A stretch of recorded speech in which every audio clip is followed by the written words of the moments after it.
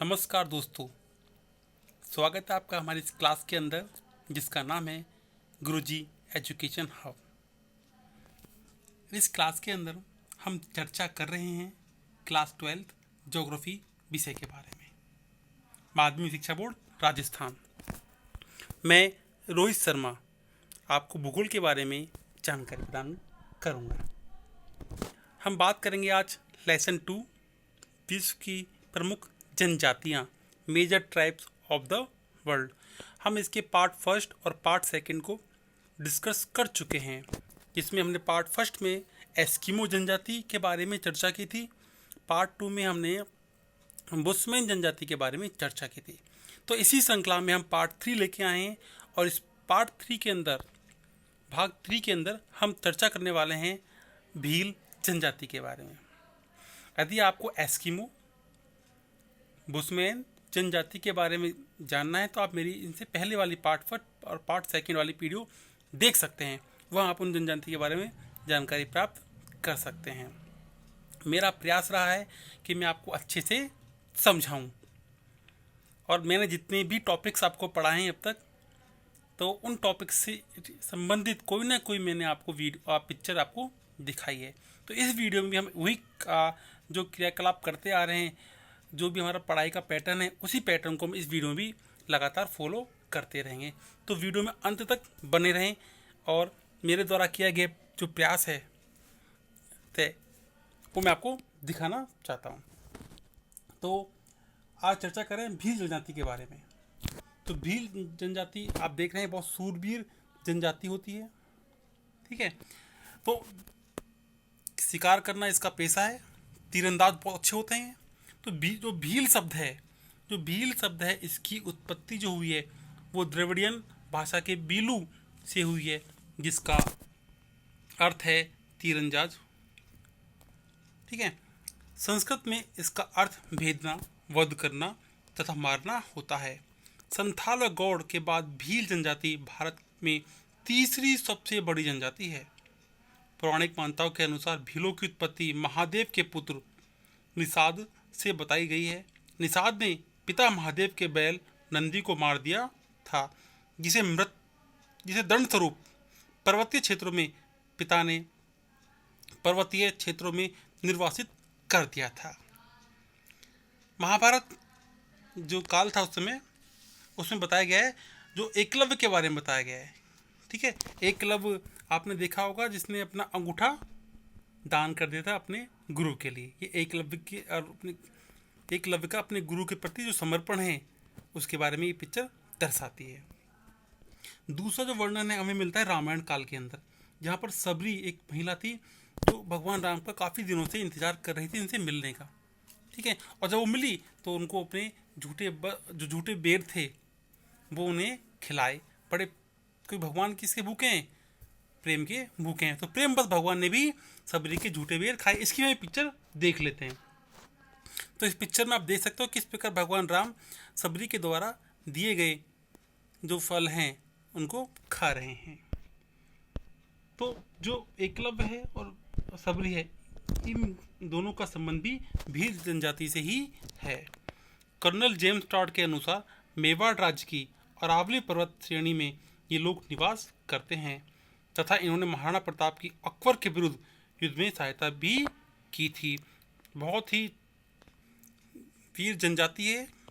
आप पिक्चर में भी देख सकते हैं कि महाराणा प्रताप के साथ ये भील जनजाति खड़ी हुई है और इन्होंने इनके युद्ध में भी इनकी सहायता की थी। जब महाराणा प्रताप का युद्ध अकबर के विरुद्ध हुआ तब भील जनजाति के लोगों ने महाराणा प्रताप की सहायता की थी। इतिहास में इस जनजाति के लोगों ने डगरिया, डूंगरपुर, बासिया, बांसवाड़ा, कोटिया, कोटा तथा देआवा, उदयपुर पर शासन भी किया था। तो मैंने कहा कि बहुत ही सूरवीर जनजाति होती है ये। अब हम इसके निवास क्षेत्र की चर्चा करेंगे। जो भील जनजाति है उनका निवास कहाँ है?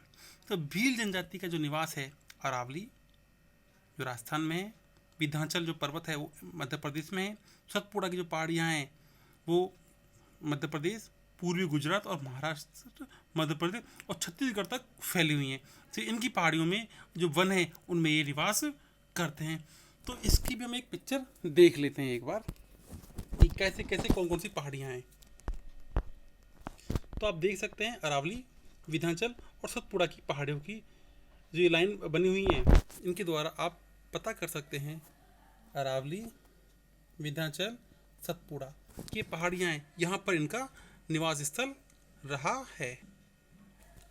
अब भारत में 4 मुख्य राज्य राजस्थान, मध्य प्रदेश, गुजरात व महाराष्ट्र हैं जिनमें भील निवास करते हैं। तो इनकी भी हम एक भारत के जो मैप है उसमें एक चर्चा कर लेते हैं कि राजस्थान, मध्य प्रदेश, महाराष्ट्र किस लोकेशन पर स्थित है जहाँ पर भील जो जनजाति है वो निवास करती थी। अब जो मैप आपको दिखाई दे रहा है, इस मैप में हम चर्चा कर रहे हैं कि राजस्थान का जो पार्ट है आप देख सकते हैं, मध्य प्रदेश, गुजरात, महाराष्ट्र ये भीलों के निवास स्थान हैं। यहाँ पर भील जनजाति निवास करती है। तो इसी श्रृंखला में आगे चलते हैं और विस्तृत जानते हैं कि राजस्थान में कहाँ निवास करती है भील जनजाति। तो राजस्थान में कहाँ निवास करती है? बांसवाड़ा, डूंगरपुर, उदयपुर, चित्तौड़गढ़, ठीक है, ये जो इलाके हैं यहाँ पर भील जनजाति निवास करती है। इसको भी हम मैप में एक बार देख लेते हैं। ये राजस्थान का मैप है, इसमें हम देख सकते हैं बांसवाड़ा, डूंगरपुर, उदयपुर, चित्तौड़गढ़ के क्षेत्र आपको दिखाई दे रहे होंगे। बांसवाड़ा, डूंगरपुर, उदयपुर, चित्तौड़गढ़ के जो इलाके हैं यहाँ पर भील जनजाति राजस्थान में निवास करती है। ठीक है, अब बात करते हैं मध्य प्रदेश की। मध्य प्रदेश में कहाँ पर निवास करती है? झाबुआ, रतलाम में 2 जगह हैं यहाँ पर ये भील जनजाति निवास करती है। इसको भी हम एक बार मध्य प्रदेश के ही मैप पर देख लेते। आप मध्य प्रदेश के मैप में देख सकते हैं कि रतलाम जो है इलाका, रतलाम और झाबुआ ये जो है आपका पश्चिमी मध्य प्रदेश पड़ता है, यहाँ पर भील जनजाति निवास करती है। इसी क्रम में हम देखते हैं गुजरात में। गुजरात में कौन से इलाके में भील जनजाति निवास करती है? पंचमहल तथा बड़ौदा जो इलाके हैं यहाँ पर भील जनजाति निवास करती है। इसको भी हम एक बार मैप में समझ लेते हैं। ये गुजरात का मानचित्र है, इसमें हम देखेंगे कि पंचमहल तथा बड़ौदा जहाँ पर भील जनजाति निवास करती है। तो आपको दिखाई दे रहा होगा 2 इलाके हैं, पंचभद्रा और बड़ौदा, जहाँ पर भील जनजाति निवास करती है। मैं आपको एक बार आपको टिक करके बता देता हूँ पेंसिल से। बड़ौदा का इलाका ये रहा और पंचमहल ये रहा, यहाँ पर भील जनजाति निवास करती है। इसी क्रम में आगे चलते हैं। महाराष्ट्र में बात करेंगे। महाराष्ट्र के अंदर औरंगाबाद, अहमदनगर, जलगांव व नासिक जिलों में भीलों का केंद्रीकरण है। तो अब हम जो महाराष्ट्र का मैप है उसमें भी भील जनजाति का निवास स्थान देख लेते हैं। ये जो मैप आपको दिखाई दे रही है महाराष्ट्र का मैप है। तो महाराष्ट्र में हम चर्चा कर रहे हैं भील जनजाति की। तो महाराष्ट्र में निवास करती है अहमदनगर, ये वाला इलाका, जलगांव, नासिक, औरंगाबाद, इन इलाकों में भील जनजाति निवास करती है। मैंने आपको राजस्थान का नक्शा दिखाया, मध्य प्रदेश का दिखाया, गुजरात का दिखाया, महाराष्ट्र का नक्शा दिखाया और महाराष्ट्र इन सभी नक्शों में भील जनजाति किन किन क्षेत्रों में निवास करती है उनको भी मैंने आपको दर्शाया, बताया मैप के द्वारा। यहाँ तक कि मैंने आपको कौन सी पहाड़ियों पर ये निवास करते हैं वो भी मैंने आपको मैप के माध्यम से दिखाया है। मैं आपसे वादा कर चुका हूँ कि अधिकांश जितने भी टॉपिक्स होंगे उन सभी टॉपिक्स को मैं मैप के माध्यम से आपको समझाने की पूरी कोशिश करूँगा, जिससे आपका सब्जेक्ट मजबूत होगा, आपको पढ़ने में मज़ा आएगा और आपकी जो नॉलेज है वो अधिक से अधिक उसका विकास होगा। बस आप जुड़े रहें मेरे साथ, और अब तक सब्सक्राइब नहीं किया है तो प्लीज़ एक बार सब्सक्राइब कर दें। अब चलते हैं इसी श्रृंखला में आगे की ओर। इनका जो निवास क्षेत्र है उसकी जलवायु मानसूनी है। वे इनके निवास क्षेत्रों में 33% भूभाग पर वन हैं।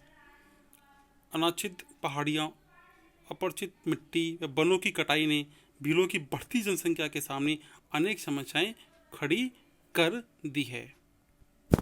अभी हमने भीलों के निवास क्षेत्र के बारे में चर्चा की। अब हम बात करेंगे भीलों के आर्थिक क्रियाकलाप के बारे में कि उनके आर्थिक क्रियाकलाप क्या है, कैसे उनका आजीविका का क्या साधन है उनका, उसके बारे में हम चर्चा करें। तो उनकी आजीविका का साधन आखेट मतलब शिकार करना है, ये उसका मुख्य आधार। आजीविका का मुख्य आधार खाद्य संग्रहण, आखेट, आदिम कृषि व पशुपालन है। प्राय स्त्रियां खाद्य संग्रहण का कार्य करती हैं। पशुपालन में मुख्य रूप से भेड़, बकरी, गाय, भैंस तथा मुर्गी पालन करते हैं। इसके अलावा ये तीर कमान में जंगली जानवरों का शिकार करते हैं एवं तालाबों में मछलियाँ भी पकड़ते हैं। ये बहुत ही अच्छे धनुर्धर होते हैं, इनका निशाना कभी भी नहीं चूकता। यहाँ इमेज में देख पा रहे हैं कि किस प्रकार भीलों ने अपने अस्त्र धारण करके मीटिंग कर रहे हैं और शिकार के लिए तैयारी कर रहे हैं। यहाँ आप देख सकते हैं इस इमेज के अंदर कि भील पुरुष कितने बड़े योद्धा होते हैं, धनुष बाण का ये उपयोग अपने शिकार में करते हैं। अब इस शिकार के अलावा कृषि भी करते हैं, और जो कृषि करते हैं उसको झूमिंग कृषि कहते हैं। पहाड़ी क्षेत्रों में की जाने वाली झूमिंग कृषि को चिमाता, व मैदानी क्षेत्र में की जाने वाली झूमिंग कृषि को दाजिया कहते हैं। बहुत ही इम्पोर्टेंट जो शब्द मैंने बताए हैं आपको, हमें याद होनी चाहिए कि चिमाता क्या होती है। तो चिमाता क्या होती है? पहाड़ी क्षेत्रों में जो कृषि होती है, झूमिंग कृषि, उसे हम चिमाता कहते हैं। और वही कृषि यदि मैदानी भागों में हो तो उसे दाजिया कहते हैं। अब हम एक बार इमेज देख लेते हैं झूमिंग कृषि की। ये देखो एक झूमिंग कृषि करते हुए। झूमिंग कृषि एक स्थानांतरित कृषि होती है, क्योंकि यह कृषि स्थान बदलकर की जाती है। एक कृषि करने के बाद वहां आग लगा दी जाती है, जिससे अधिक तापमान होने के कारण जमीन की उर्वरकता शक्ति समाप्त हो जाती है। पुनः उर्वरकता प्राप्त करने के लिए 2 या 3 साल लग जाते हैं। अतः पुनः वहाँ कृषि करने के लिए 2 या 3 साल हमें इंतजार करना होता है। तो इसी क्रम में अब आगे चलते हैं। हमने इस भाग में आर्थिक क्रियाकलाप की चर्चा की। अब हम बात करेंगे भोजन की, कि भीलों का भोजन क्या है। तो भीलों का मुख्य भोजन मक्का है। विशेष अवसरों पर चौक, जिसको चौका चावल बोलते हैं, वे लापसी बनाते हैं। लापसी आटे की गुड़ की बनती है, मीठी वाली, ऐसे हलवे जैसी पतली होती है, पर थोड़ी सी पतली होती है वो। हर घर पर राबड़ी भी बनाई जाती है। विशेष मौक़ों पर मांसाहार भी करते हैं। इसके अलावा महुआ वृक्ष से बनी शराब पीते हैं। अब हम बात करेंगे इनके वस्त्र, इनकी वेशभूषा कैसी है। तो आज़ादी से पूर्व भील पुरुष छाल के बने नेकर व महिलाएं पेटीकोट पहनती थी। ठीक है, छाल के बने नेकर थे और महिलाएं पेटीकोट पहनती थी। वर्तमान में पुरुष, जो आधुनिक सुधार हुआ है, तो पुरुष कमीज, धोती, साफा या फिर पैंट शर्ट पहनते हैं। स्त्रियां घाघरा, कांचली व लुगड़ी पहनती हैं। लड़के लंगोट पहनते हैं तथा लड़कियां घाघरी व ओढ़नी पहनती हैं। देखो, महिलाओं की और लड़कियों की ड्रेस एक होती है, बस जो महिला जो चुंदरी ऊपर ओढ़ती है सिर के ऊपर, उसको लुगड़ी कहते हैं। और यदि उसी को कोई लड़की जिसकी शादी नहीं हुई है, उम्र कम है, यदि वो ओढ़ती है तो उसे ओढ़नी कहते हैं। इसकी भी हम एक इमेज देख लेते हैं। यहाँ पर आप देख सकते हैं भील जनजाति की एक महिला है, इसके कपड़े देख सकते हैं। इसने जो अपने सिर पर ओढ़ा हुआ है इसे लुगड़ी कहते हैं। अब इसी भील जनजाति की एक अविवाहित महिला वो बच्ची है, इसने जो पहना हुआ है इसे ओढ़नी कहते हैं। इसे महिला की वेशभूषा आप देख सकते हैं, भील जनजाति के पहनावा आप देख सकते हैं। इसमें हम देख सकते हैं कि भील जनजाति के पुरुष भी है और महिला भी हैं, और इनके जो वस्त्र हैं वो भी आप आराम से देख सकते हैं। ठीक है, अब आधुनिक सुधार हो रहा है तो पुरुष क्या करने लगे, कमीज और धोती पहनने लग गए ये लोग। ठीक है,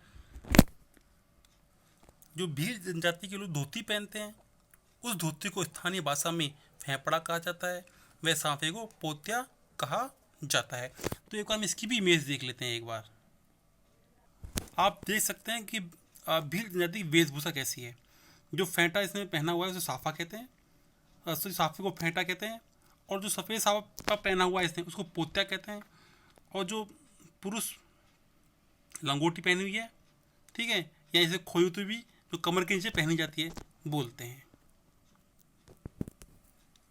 स्त्री घाघरा व कांचली लुंगड़ी पहनती है, उनके लंगोट पहनने तथा लड़कियां घाघरे ओढ़नी पहनती हैं। भील चांदी, पीतल, जस्ता व निकल से बने आभूषण पहनते हैं।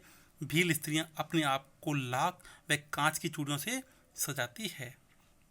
अभी हमने भील जनजाति की वेशभूषा के बारे में चर्चा की थी। अब हम चलते हैं उनके निवास स्थान, कि भीलों का निवास स्थान कैसा होता है, वो रहने के लिए किस प्रकार का मकान बनाते हैं। तो भीलों की झोंपड़ियों में आवास के साथ साथ भंडारण व पशुओं के रखने की व्यवस्था होती है। इनकी झोंपड़ियाँ मिट्टी, पत्थर, बांस तथा खपरवेल से बनी होती हैं।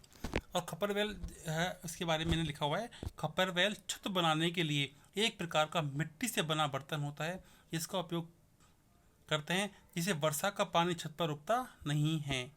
झोंपड़ियों के सामने की दीवार गोबर, खड़िया व लाल गैस से लीप पोत कर सजाई जाती है। अब हम इसके जो भील जनजाति है जहाँ घर है, जो उनका घर है, उसकी भी एक बार इमेज देख लेते हैं।